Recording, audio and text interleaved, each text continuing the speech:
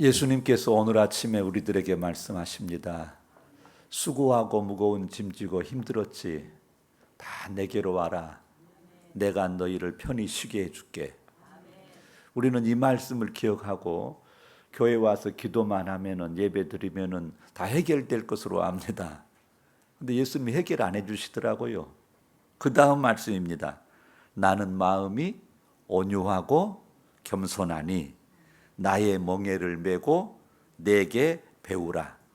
그리하면 너희 마음이 쉼을 얻으리니 내 멍에는 쉽고 내 짐은 가벼움이라.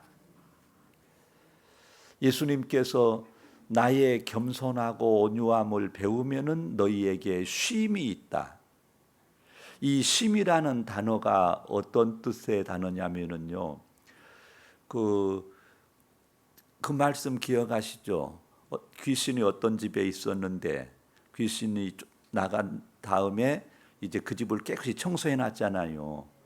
귀신이 여기저기 다녀봐도 마땅히 쉴 곳이 없으니까 다시 왔다 그랬잖아요. 근데 이제 청소가 되었으니까 못 들어가고 했다가 다른 더 악한 놈들을 데려가서 들어왔다 그랬잖아요. 근데 여기저기 다녀도 마땅히 쉴 곳을 찾지 못했다. 그것이 여기서 있으면 쉼입니다. 지금 우리가 진정한 쉼이 없다 이거예요. 왜 쉼이 없느냐? 돈이 없어서 진정한 쉼이 없는 것도 아니고, 직장이 없어 쉼이 없는 것도 아니고, 그것은 내 마음에 겸손과 온유가 없기 때문입니다. 사도행전 13장에 보면은 하나님께서 이스라엘 백성들에게 사사를 주셨다가 왕을 구하니까 누구를 세웠죠? 사울을 왕으로 세워주셨는데 40년 만에 사울을 패하시고 다윗을 임금으로 세워줬죠. 그런데 그 다음에 뭐라 그랬죠? 다윗을 세우니 내 마음에 합한지라. 저를 통해서 내 뜻을 다 이루겠다더니 그 후손에서 누가 나시죠? 예수님이 나시죠. 한번 생각해 보십시오. 그러면 사울 임금도 하나님이 선택했습니다. 투표로 한 거 아니에요. 다윗도 하나님이 선택했습니다. 그런데 사울은 실격에서 쫓겨났고 다윗은 하나님이 얼마나 이쁘셨던지 너는 내 마음에 합한 사람인데 어느 정도로 합하냐? 혹시 너와 너 자손이 딴짓을 해도 사울처럼 쫓아내지 않고 내가 사람 막대기와 인생 채찍으로 때려서라도 네 자손들을 버릇 고쳐가지고 계속 쓸게. 왜 이런 특권을 열었을까요? 우리가 냉정히 성경을 보면은 인간적으로는 사울이 아싸릅니다. 잘생겼고 다윗은 좀 그래요. 그런데 왜 그랬을까요? 하나님이 다윗을 선택할 때 그 다윗의 형들이 잘생겼었잖아요. 그래서 사무엘이 그 형들에게 기름 부으려 그럴 때 하나님이 뭐라 그러셨죠? 아니다. 근데 뭐가 아니라 그랬어요? 예? 니는 사람의 외모양을 보지만은 나는 사람의 중심을 본다. 그러면 다윗의 어떤 것이 하나님 보시 괜찮았습니까? 중심이라는 게 마음입니다. 그런데 그 마음, 예수의 마음이 어떤 마음이죠? 온유하고 겸손한 거랍니다. 우리가 별일을 해도 그 일의 뿌리는 어떤 내 마음의 생각에서 그 일이 나오잖아요. 그렇죠? 그런데 어떤 일을 해도 그 마음의 그 뿌리는 마음인데 그 마음의 근거가 교만이냐 욕심이냐, 그 마음의 근거가 겸손이냐 온유냐입니다. 별 난리를 쳐도 그 뿌리가 교만 욕심이라면 그건 아닌 겁니다.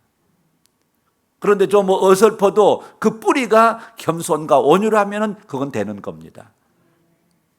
한번 자기를 살펴보십시오. 지금까지 내가 인생을 살아오면서 여러 가지 반응을 하고 지금 어떤 걸 결정하고 했는데 그 뿌리가 뭐였을까? 내 마음의 뿌리가 저 사람은 그런데 저 욕심이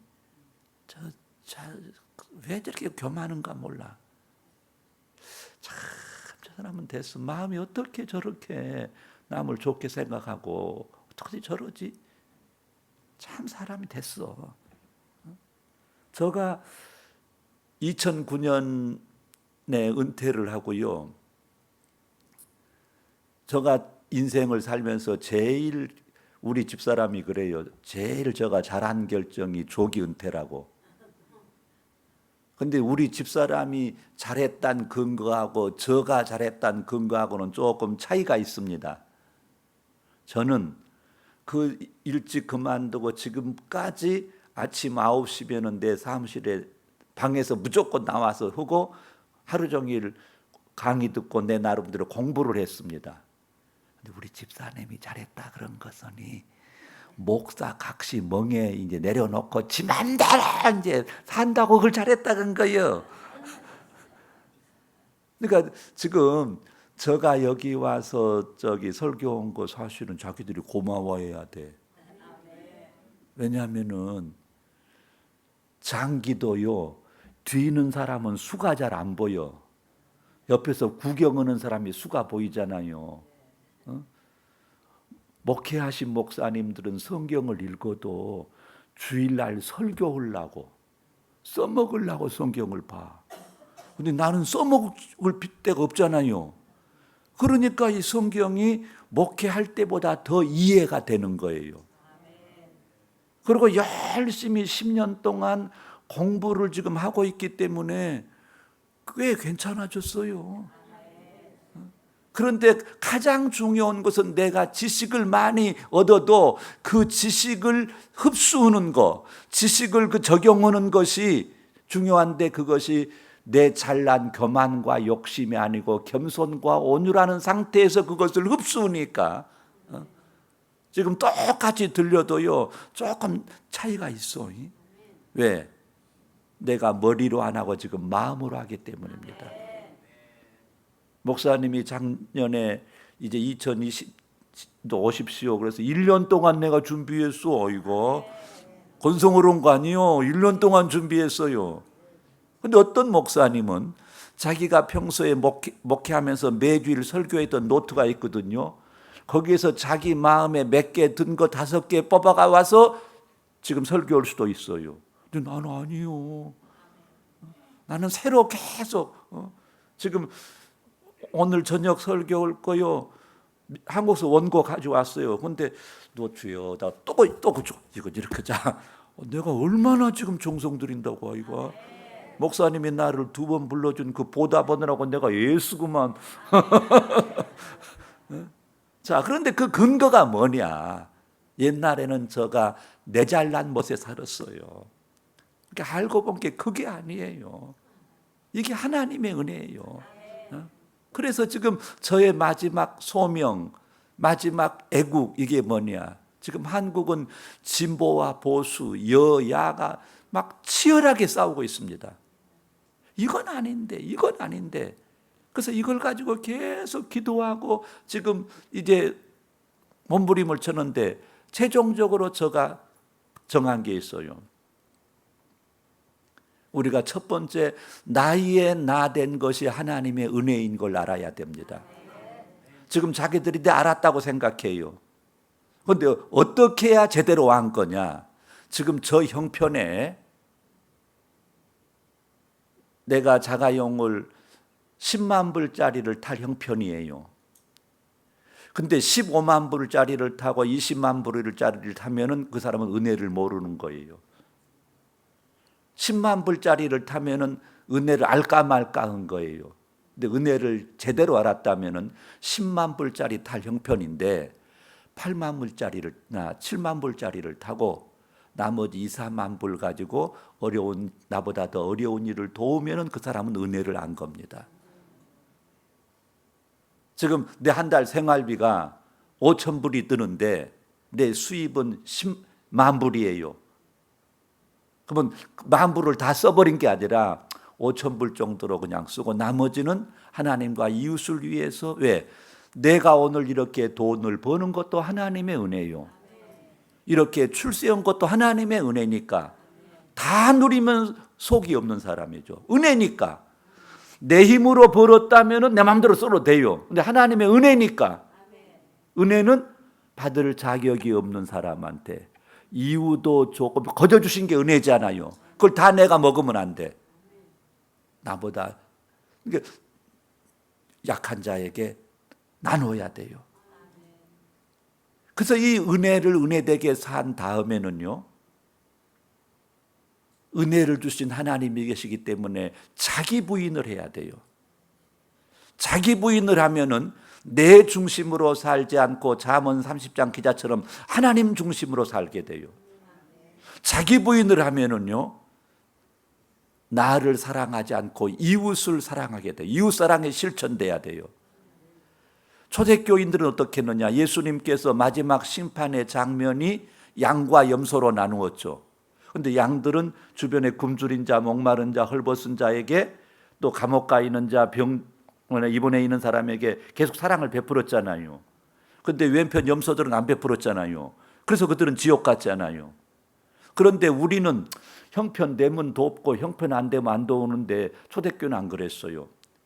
그 말씀이 자기들의 삶의 법이었어요. 그런데 지금 저 사람이 병원에 입원해 있어요. 저 사람이 감옥 가 있어요. 근데 나한테 도울 힘이 없어. 뭐 어쩔 수 없지 뭐 이러지 않았어요. 이틀 3일을 금식을 해. 그 금식해서 모아진 돈으로 그 사람을 도왔어요. 형편대로가 아니었습니다. 그만큼 그들은 예수님의 말씀에 철저히 복종했습니다. 그런데 우리는 안 그래요. 여유가 있으면 도와주고 나도 지금 힘들어. 이렇게 안 도와도 괜찮줄 알아. 아니에요. 예수의 말씀을 따르기 위해서 금식을 며칠씩 해가지고 그 돈 모아서 도와서 그러니까 어떤 면에서는 그 돈 받은 사람이 훨씬 부자가 돼버려. 여러 사람이 그렇게 해버리니까. 그래서 그건 하나님이 알아서 할 일이고 그만큼 그들은 자기 부인을 철저히 했습니다. 그 다음에 3단계가 지금 뭐냐? 아담의 마음은 뭐죠? 교만과 욕심입니다. 예수의 마음은 겸손과 온유입니다. 자, 지금 똑같이 이분이 저에게 나쁜 짓을 했어요. 그러면 내가 교만하면은 저분을 미워하고 나이살이나 든 양반의 아이가 한심하다. 그리고 나는 저 양반을 미워하고 저주합니다. 근데 내 마음에 온유가 겸손이 있으면은 아이고 나이 드시 어떻게 저렇게 사실까? 어쩔까 엄마 엄마 어쩔까? 그리고 안쓰러워해요. 똑같이 저분이 지금 나에게 잘못을 저지르고 엉뚱한 짓을 하는데 내가 교만할 때는 연서르고 기도는 잘하더만 연서르고 교회 앞에 나와서 아멘 아멘 하면 뭐해 연서르가 이렇게 미워하고 증오를 하는데 내 마음에 예수의 겸손과 온유가 있으면은 긍휼히 여겨요. 예수님이 십자가 위에서 자기를 욕한 인간들을 내가 너희 친척 나 때문에 안진병이 일어났지 않아. 그 은혜를 받고도 네가 나한테 그럴 수가 있어 이러셨어요? 아버지 지금 저 사람들이 자기가 무슨 일을 했는지 몰라서 저래요. 벌 주시면 안 돼요. 그리고 대신 죽어서 그게 겸손과 온유한 마음입니다. 그래서 우리의 마음을 마지막에는 겸손과 온유로 바꾸면은 누구와도 화해할 수 있어요. 누구와도 평화할 수 있어요. 근데 내 마음이 교만하고 욕심이 가득하면 누구하고도 안 돼. 지금 온유하고 겸손하면 돼요. 예수의 마음이 그랬어요. 자, 지금 우리 시온이가 얼마나 저가 사랑한 줄 알죠. 그런데 우리 시온이가 술집에 가갖고 술을 퍼먹고 막 옆에 사람하고 싸움질을 해요. 그러면 교만한 분은 어쩔까요? 아이가 우리 목사님 헛고생했네. 저런 새끼라고 키우고 그러고 막 욕을 할 거예요. 그런데 겸손하고 앉아서 엄마 어쩌까니 우리 목사님이 얼마나 마음이 아플까 이거 어쩌까 엄마 저 새끼 봐라 우리 목사님이 얼마나 어떻게 키웠다고 제가 그걸 불쌍히 여겨요. 지금까지 지금 볼 때 지금까지 살아오면서 주변에 어떤 것을 보고 자기들이 미워하고 증오했습니까? 가슴 아파하고 국률이 여겼습니까? 국률이 여겨보는 두 눈을 깜빡깜빡하시고 막 미워하고 저런인가 이거 한 사람은 한쪽 눈만 감아보셔요. 이쪽부터 이겁니다.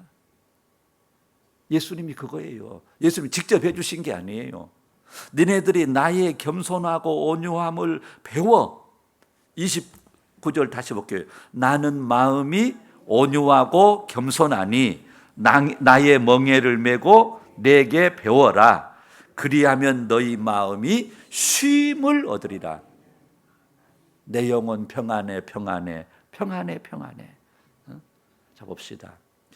아담과 하와가 욕심과 교만을 가지고 자기도 하나님처럼 되겠다고 주제 파악을 못하고 했습니다. 나중에 왜 따먹었니? 그때 회개했어요? 서로 핑계합니다. 이게 지금 안 돼 있으니까. 또 가인이 아벨이 제사는 하나님이 받고 자기를 안 받을 때 이게 돼 있었다면은 내가 부족했구나. 저놈 자식은 어떻게 했지? 야 어떻게 하면은 제사가 일납되냐? 이게 돼 있었다면은 오히려 하나님한테 미안합니다. 내가 정성이 부족해. 이렇게 나올 터인데 이게 지금 안 돼 있으니까 저놈의 새끼 죽여버렸어요. 이게 대를 이어서 지금 이렇게 이제 내려갑니다. 아브라함은 롯을 선대했어요. 롯을 위해서 막 간절히 기도하고. 그런데 실수한 것은 사라가 하가를 첩으로 취하게 연서르고 덜렁 끌어내. 그래가지고 이스마엘 했는데 이스마엘이 또 이삭을 어쩌고서 사라하고 하가로 갈등이 심해요. 하나님이 내보내라고 다 아브라함이 얼마나 가슴이 아팠을까. 그 주책 없이 하다가 그런 아픔을 겪습니다. 그러나 끝까지 이삭을 드리면서 하나님에게 제 모습을 보이니까 믿음의 조상이 됐습니다. 또 이삭대로 내려왔어요. 그런데 부모들이 자식을 편애합니다. 에서와 야곱을. 또 집안이 시끄러워. 또 야곱의 집안 속에 형들하고 요셉하고 또 문제가 생깁니다. 그런데 여기에서 그 집안 대대로 내려오던 불화가 깨집니다. 요셉이가 형들을 전혀 미워하거나 전혀 형들은 죽이려고 했는데 요셉이가 용서하고 화해합니다. 형님들 걱정하지 마세요. 나한테 미안할 거 없어요. 그 형들이 나를 반 거 아니에요. 하나님께서 우리 집안을 살리려고 나를 미리 애굽으로 보내려고 하나님이 형들을 그렇게 사용한 것이지 형들 나쁜 거 아니에요. 그건 하나님이 하신 일이에요. 형들 괜찮다니까요. 왜 마음이 그렇게 했어요. 그래서 나는 목사 되기 내는 참 잘했어요. 나는 오기가 많거든요. 그래서 내가 요셉이었다면은 나는 이놈의 새끼들 내가 탈출해가지고 다 찔러 죽이고 나 죽어 불 거요. 그리고 보디바르 집에서 그냥 일을 갈고 나는 난리를 쳤을 거예요. 근데 요셉은 천연이었어요. 아버지가 돌아가신 다음에 형들이 와가지고 이제 아버지 안 계시니까 쟤한테 보복할까 싶으니까 형들 그러지 진심이에요. 나 조카들 책임지 그런 말하고 그때 그 집안이 이제 제대로 됩니다. 지금 우리 집안은 어느 상태입니까? 자기 집안을 요셉처럼 정리하십시오. 용서하시고 국률이 여기시고 껴안으시고 그래서 우리 집안을 이제 새롭게 하십시오. 지금 우리 교회도 아마 그 과정인 것 같아요. 내가 눈치는 조금 있거든. 여러분이 그 요셉의 심정으로 그렇게 껴안으십시오. 국률이 여기십시오. 그러면 하나님께서 우리 속에 역사해 주실 줄로 믿습니다. 오늘 우리 하나님 믿으시죠? 하나님이 심판관인 거 믿으시죠? 그분이 합력의 선을 이루신 거 믿으시죠? 잘 믿으시네. 그러면 그 믿음을 용서와 사랑으로 표현하십시오. 나를 용서해 달라고 용서를 구하십시오. 뭐 잘잘못 따지지 말고 나를 용서해 달라고 오히려 비십시오. 그러면은 주님께서 우리 속에 신령한 은혜를 더해 주실 줄로 믿습니다. 다윗의 중심을 보신 하나님의 눈이 틀리지 않았어요. 다윗의 중심이 정말로 괜찮았어요. 사울이 좀 보였어요.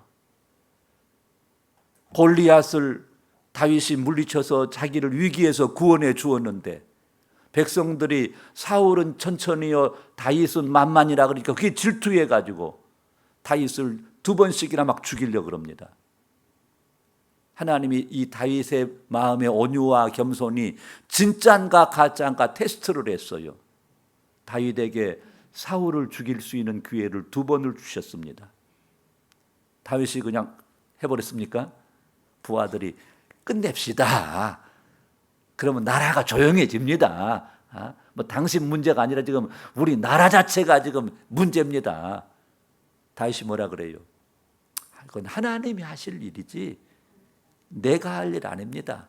그리고 멀리 도망간 다음에 사울 임금한테 나는 당신을 선대해서 나 죽일 게 안 죽였어요. 그러지 마세요. 사울이 뭐라 그래요? 미안하다. 너는 선하고 나는 악하구나. 미안하다. 그래놓고 또 그러네 연서르고. 그러면 나는 이번에는 못 봐줘 그러겠어요. 근데 다윗의 마음은 아니었어요. 여전히 그랬어요. 그게 진심이었던 것이 전쟁터에서 사울과 요나단 그 아들이 전사한 다음에 시험구 잘했다. 하나님이 이제야 손보셨구만. 연서르고 잘 뒤졌다 이랬습니까? 몇 날 며칠을 통곡을 합니다. 위대한 별이 떨어졌습니다. 그러니까 백성들이 보니까 처음에는 쇼인 줄 알았겠지. 에이, 속으로 지금 진심이에요. 그걸 그 백성들의 인심이 다 글러오죠. 오늘 내 마음의 온유함과 겸손함이 이렇게 위대한 힘이 있습니다. 그런데 힘이 그냥 있는 게 아니었고 온유하고 겸손하려면 기가 막힌 자기 부인을 해야 돼요. 사람은 무슨 동물이다? 젊은 사람들은 몰라. 우리끼리 알아. 사람은 감정의 동물에 지렁이도 밟으면은 꿈틀이요. 다윗도 그게 있죠.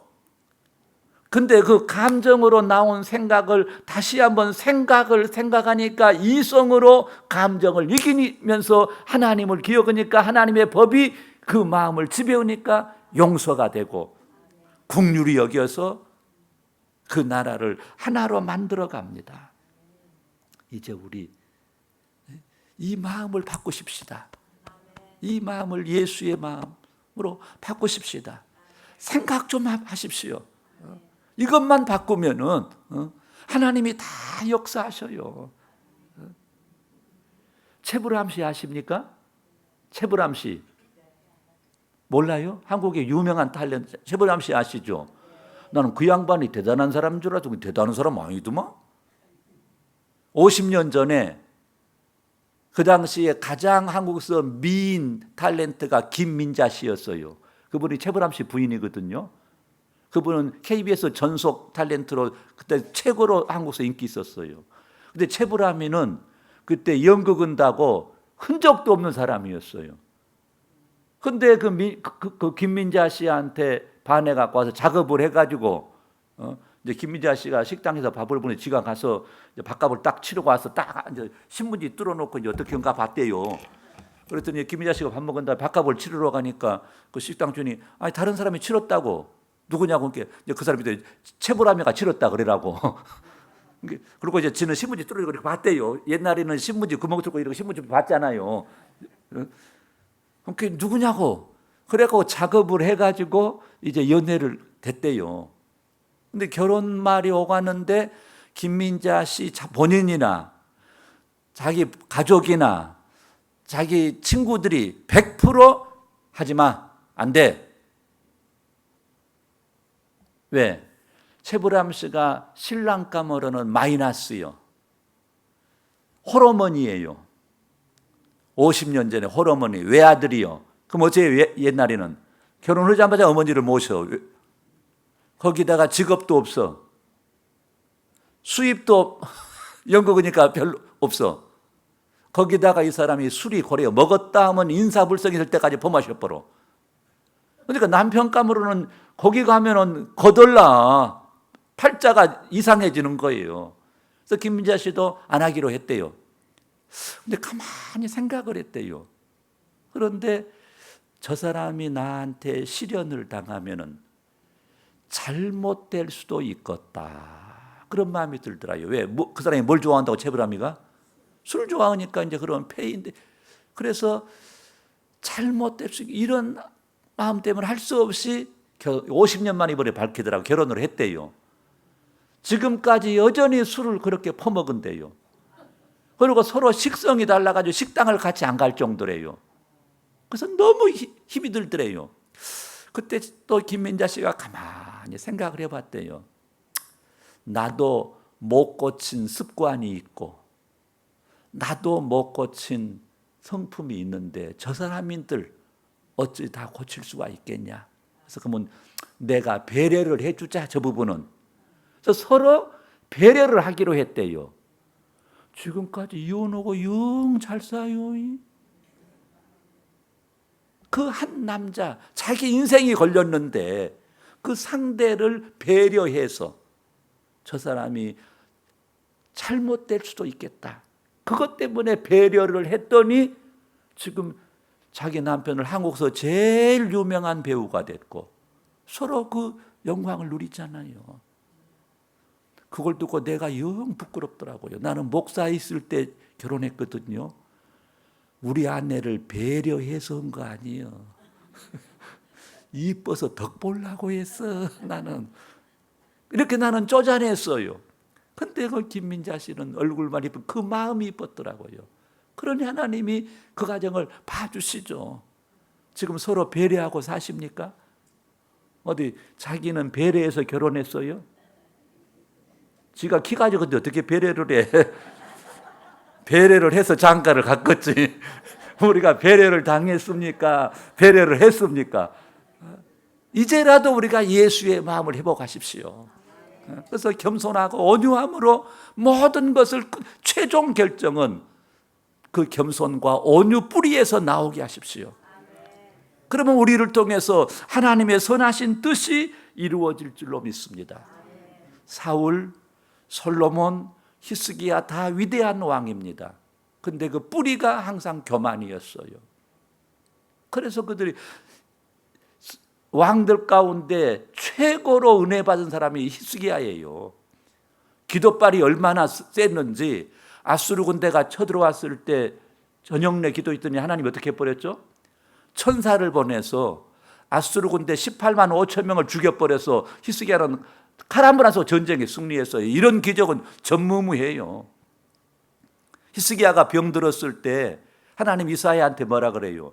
이 병은 낫지부터 죽은다. 그러니까 죽을 준비해라.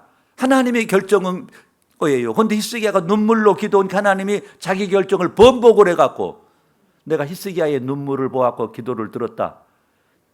살려준다 그래라. 하나님이 이렇게 변덕스러울 정도로 히스기야의 기도에 응답하신 분이에요. 그런데 히스기야가 어떻게 했어요?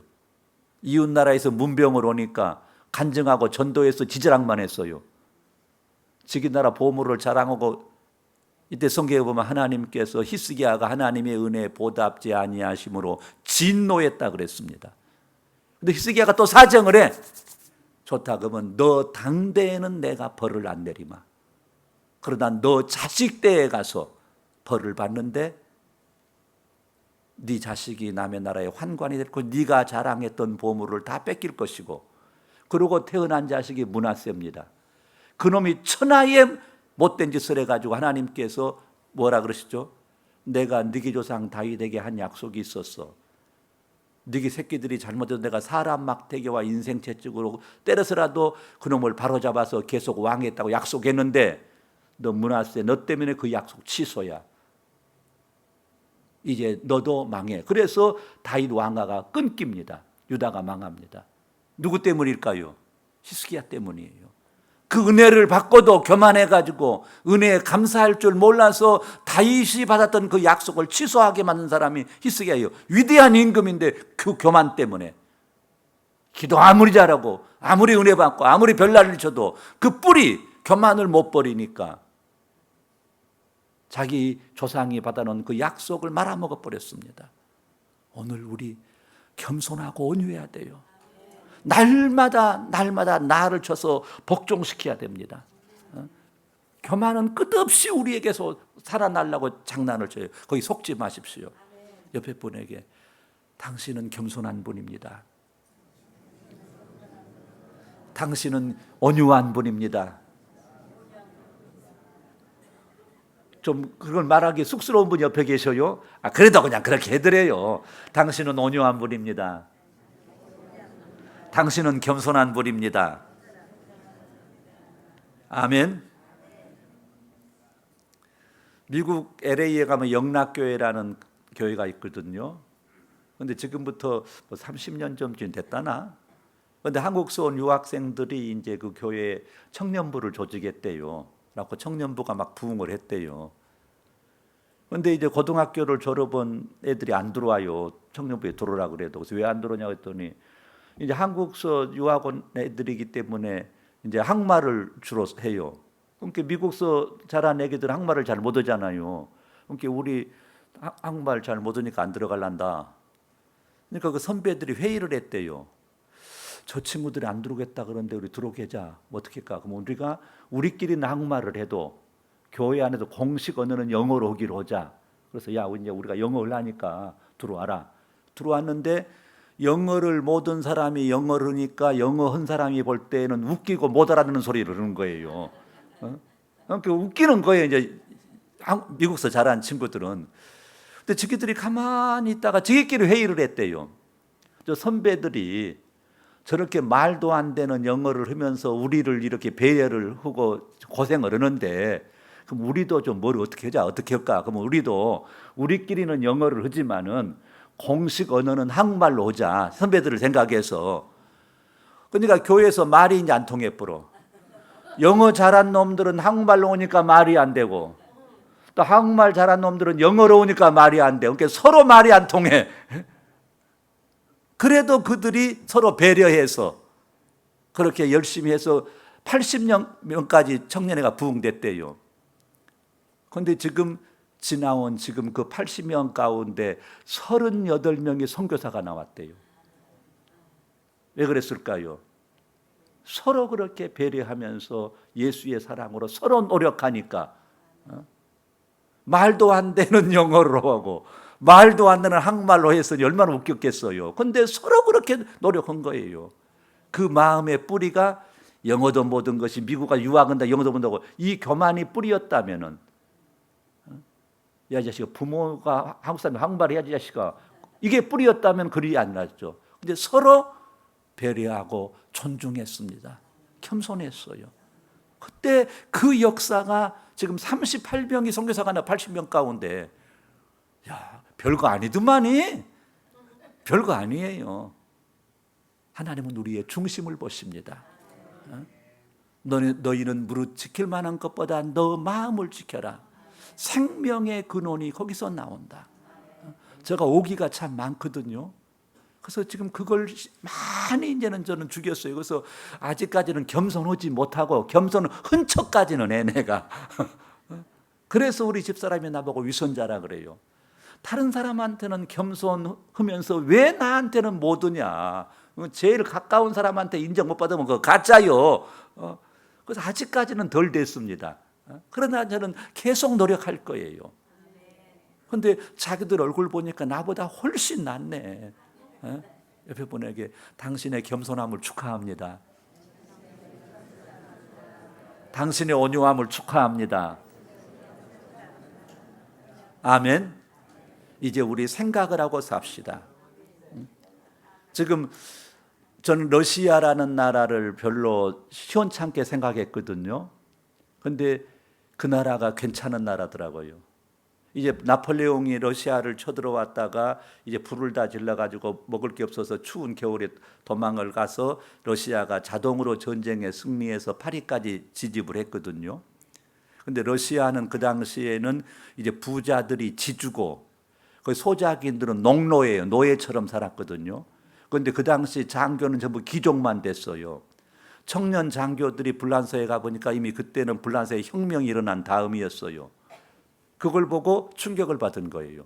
그럼 러시아가 그 당시에 얼마나 프랑스를 흠모했냐면은 양반 귀족들은 전부 집에서 불어를 프랑스 말로 했어요. 러시아를 안 쓰고. 그 정도 러시아를 사모했는데 가보니까 대단하거든요. 그때 이 젊은 청년 장교 3,000명이 12월 혁명이라고 데가보리스트라 그래요. 혁명을 일으켰어요. 혁명 목적이 뭐냐? 자기들을 위한 게 아니었어요. 어떻게 같은 사람인데 농로를 두느냐? 이 농로들을 해방시키자고 혁명을 일으켰는데 그날 지휘자가 안 나와 버렸어요. 그래갖고 진압이 돼버린 거예요. 황제군대한테. 그래가지고 이제 많은 사람들이 죽고 120명이 시베리아로 유영을 가요.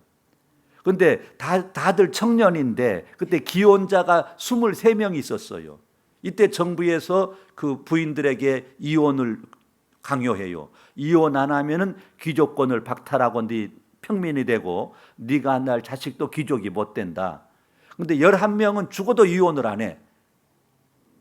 그때는 뭐 연애해 갖고 결혼할 때가 아닌데. 근데 그 중에 7명은 이유가 왜 안 하냐? 나 저 사람 뭐 사랑이 이런 거 아니고요. 근데 왜 이혼 안 해? 그때는 결혼식을 때 주례를 누가 했어요? 거기는 힐합 종교니까 신부님이 했거든요. 내가 결혼할 때 하나님 앞에서 머리가 팥불이 되도록 같이 산다고 약속을 했는데 그러면 하나님 앞에 약속 어기잖아요. 그 서약 때문에 이혼을 안 했어요. 그래서 이 120명의 시베리아로 유영을 가는데 거기가 이제 지금 저기 바이칼이나 이르츠크 그쪽이었습니다. 이 아내들이 유배를 따라갔어요. 정부가 그렇게 막아도. 가보니까 그 동네 사람들이 짐승처럼 살거든요. 그러니까 귀족이니까 재산이 있으니까 지네 집에 연락해서 돈을 가져다가 그 빈민들 도와주는 거예요. 그래서 그 귀족들에 의해서 그 막 최하류 동네가 이제 발전을 한 거예요. 그래서 그 이르츠크가 러시아의 파리라고 말을 들을 정도로 그 도시가 아름다워졌습니다. 몇 사람의 젊은이들이 거기 와서 희생한 덕분에 그 12월 혁명의 영향을 받은 사람들이 푸시킨, 톨스토이 외삼촌도 거기에 끼었어요. 도스토옙스키. 그래서 톨스토이가 그 영향을 받아서 평생 고민한 것이 나는 어떻게 살아야지? 그래서 산상수훈을 그대로 실천을 했어요. 그런데 예수 믿는 사람이 그걸 못 알아들어. 그걸 알아들은 사람이 힌두교를 믿는 깐디였습니다. 깐디가 톨스토이한테 배워가지고 무저항 운동을 한 거예요. 그 힌두교 깐디가 한 것을 누가 배웠냐? 말틴 루터킹이 그걸 배워서 비폭력 운동을 한 거예요. 그러니까 12월 혁명의 그 젊은이들의 그 모습을 통해서 톨스토이가 변화가 됐고 톨스토이를 보고 깐디가 변화됐고 깐디를 보고 말틴 루터킹이 변화가 됐습니다. 그래서 저는 그 러시아에서 그 역사를 보고 그 다음부터는 러시아를 제가 다르게 지금 보고 있습니다. 오늘 우리가 그 정도로는 남의 아픔을 내 아픔으로 생각할 수 있어야죠. 그 정도로 우리가 긍휼한 마음을 가져야죠. 그러면 우리를 통해서 우리 자녀를 통해서 우리가 상상할 수 없는 위대한 일들이 앞으로 일어날 줄로 믿습니다. 제가 지난 봄에 덴마크를 다녀왔습니다. 덴마크가 세계에서 가장 행복지수가 높은 나라예요. 그 나라는 누구든지 자기가 하고 싶은 일을 하고 나만 행복해서는 안 돼. 같이 행복해야 돼. 이런 생각이기 때문에 행복하대요. 그래서 제가 가봤어요, 직접. 그래서 제가 너무 충격을 받았습니다. 정부가 대학교까지 무료. 대학교 들어가면은 한 달에 60만 원에서 120만 원 용돈을 줘요. 의료 모든 것 다 무료. 우리 부모가 치맥을 정부가 다 해주지 자식한테는 저 부담 안 줘요. 어떻게 이렇게 됐을까? 거기도 지금 갈등이 많았더라고요. 전쟁에 스웨덴에 져가지고 핀란드를 뺏기고, 또 전쟁에 져가지고 독일에게 영토의 3분의 1을 뺏기고 국민의 20%를 뺏기고, 그래서 나라가 좁아들었더라고요. 그 갈등 속에서 그들이 경쟁하지 않고 같이 더불어 살자, 배려하자. 그래서 초등학교 6학년까지 시험이 없어요. 경쟁이 없어요. 중학교 때 시험마다 발표를 안 해요. 그리고 우리 한국은 공부가 이렇게 서울대 합격시키려고 상위 10%만 관심 받는데, 여기는 그놈들은 알아서 잘해. 나머지 90%를 중점적 교육을 시켜서 서로 평등하게 살도록. 이제 공원에 가가지고 댄박 사람한테 이제 인터뷰를 해요. 근데 이제 우리 그룹별로 영어 잘한 사람하고 못한 사람하고 끼워 놓으니까 나는 영어 못해도 따라만 다니면 돼요. 영어 잘한 사람 인터뷰르니까. 근데 들어보니까 이제 인터뷰다가 마지막 질문이, 요즘 당신 걱정이 뭐요? 열이면 열다. 걱정? 글쎄, 나 걱정 없는데. 근데 부자는 아니에요. 그런데 나만 행복해서는 안 되고 같이 행복해야 된다. 이렇게 더불어 살아. 그러니까 부자들이 세금을 50% 60% 내도 전혀 불평을 안 해요. 그때 내가 깨달은 게 뭐냐. 그걸 이제 구른투비라는 목사님이 그렇게 그 사회를 만들었거든요. 근데 교회가 없어. 별로. 그런데 교회는 없어. 하나님은 안 보여. 그런데 그 사회를 하나님의 법이, 이웃을 내 몸처럼 사랑하는 하나님의 법이 그 나라를 지배하고 있더라고요. 그래서 내가 슬펐던 것은, 우리나라는 저녁에 보면은 온 동네에 십자가가 천지인데, 하나님이 분명히 계신데 하나님의 법은 없어. 서로 미워하고 서로 증오하고 서로 잡아먹으려고 그러지, 같이 더불어 행복하자는 건 없어. 덴마크는 하나님은 없는데 하나님의 법이 지배하고, 한국은 하나님이 계신 것 같은데 하나님의 법은 없어져 버렸어요. 그래서 이걸 내가 죽기 전에 어떻게 이것을 내가 풀어야 되느냐. 그것은 겸손과 온유함으로 서로를 존중하고 서로를 긍휼히 여기면서 화해와 평화를 이루어가는 것입니다. 만인은 만인에게 죄인입니다. 그분의 사랑과 용서로 오늘 우리가 존재한 겁니다. 그러니 나도 겸손하고 온유한 마음으로 서로 용서하고 사랑해야 됩니다. 이제 우리 마음을 바꾸십시다. 그래서 이 마음이 얼마나 중요하고, 어떻게 되는 것은 오늘 저녁에 제가 더 자세히 말씀을 드릴게요. 그러니까 자기 친구들 가운데 예수 믿던 안 믿던, 정말로 인생을 저 사람은 더 나은 인생을 살게 하고 싶은 친구 있다면 오늘 저녁에 모시고 오시면 됩니다. 아주 쉬워요. 내가 10년 동안 매일 공부해서 지금 얻은 거예요. 거의 다 목사님 덕이요. 어떻게 나를 잘 봐갖고 두 번 오라 그래서 좀 이덕을 본 거요. 이제 우리 진짜 온유하고 겸손하십시오. 그러면 예수가 원하시는 위대한 역사들이 우리를 통해서 창조되어질 줄로 믿습니다. 우리 기도하십시다. 하나님, 내가 지금까지 너무 교만하고 욕심을 부렸던 것 같습니다. 이 쓴뿌리가 순간순간 나를 흔들어 놓고 나를 넘어뜨리려고 합니다. 성령님, 내가 이 쓴뿌리를 내가 이기고 성령의 도우심 속에서 예수의 겸손하고 온유함을 회복하기를 원합니다. 성령님, 이 쓴뿌리가 제거되어지고 예수의 마음 겸손과 온유가 내게 회복될 수 있도록 은혜를 주십시오. 나는 약합니다. 성령님 도와주십시오. 우리 같이 기도하십시다.